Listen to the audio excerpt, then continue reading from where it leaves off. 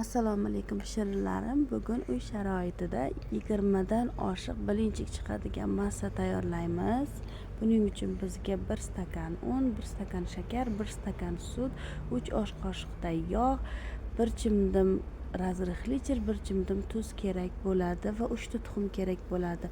Tuxumlarimizni chaqib mikserda yaxshilab aralashtirib olamiz.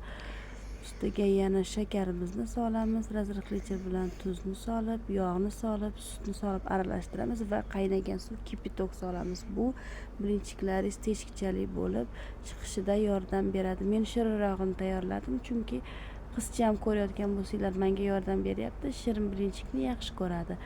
Tayyor massamizni yaxshilab kamuklarsiz aralashtirib olganimizdan keyin qizib turgan tovaga dumaloq shaklda qilib ikkita tomonini qizartirib yaxshilab mazali qilib tayyorlab olamiz. Manda lopatkachasi yo'q edi, u yoqqa bu yoqqa aylantiradigan sal qiyinroq bo'ldi.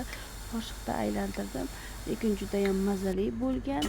23 ta bilinchikimiz tayyor bo'ldi. Hammaga yoqimli ishtaha tilab qolaman.